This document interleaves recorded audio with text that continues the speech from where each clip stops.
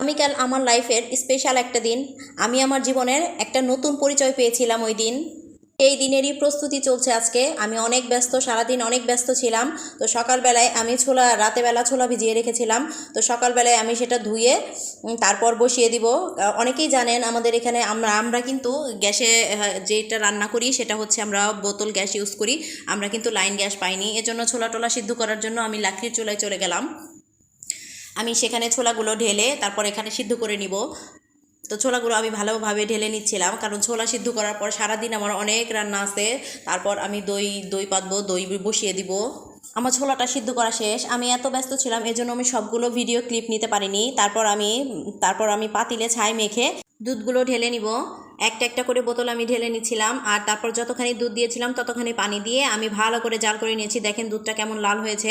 আমি একটানা জাল করেছি। অন্যান্য সময় আমি দুধ ভালো করে জাল দিয়ে তারপর আমি লাকড়ির ওখানে বসিয়ে রাখি যেন দুধটা আরও লাল হয়। কিন্তু আজকে তো রমজান মাস, অনেক ঝামেলা আছে, অনেক কিছু করতে হবে, এজন্য আমি একটানা জাল করে নিয়েছিলাম। একটানা জাল করে তারপর আমার শাশুড়ি চিনি টিনি সব কিছু দিয়ে দিয়েছে। আমি সব কিছুই করেছি কিন্তু চিনিটা দিতে পারি না। এখন আমি দুধটা ভালো করে ঠান্ডা করে নিচ্ছি। ঠান্ডা করে নেওয়ার পর দই বীজও আমাদের ঘরেই ছিল, কারণ আমি সবসময় বীজটা আমি ঘরেই রেখে দেই। তো একটা পাতিলেই বসাবো। তো আমার শাশুড়ি পরে ঢেলে তারপর বীজ টিজ সব দিয়ে দিবে। তারপর আমি এসে ঘরে এনে রাখবো, কারণ আমাদের তো ঘরেই দিতে হবে।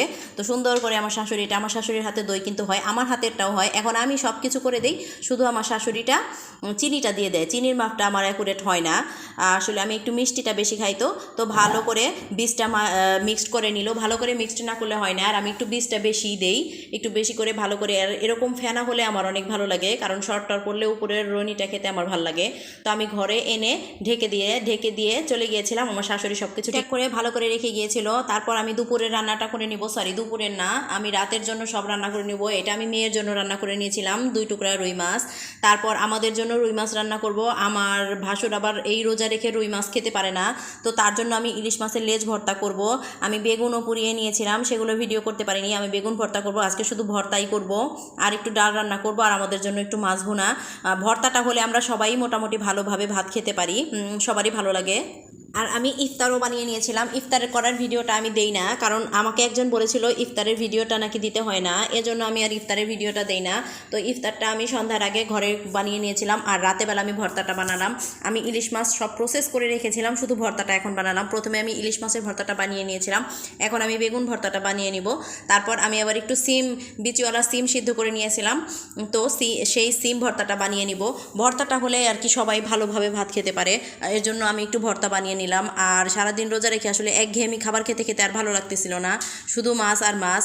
অবশ্য ভর্তাগুলো অনেক মজা হয়েছিল, বিশেষ করে ইলিশ মাছের লেজ ভর্তাটা আমরা সবাই অনেক পছন্দ করি।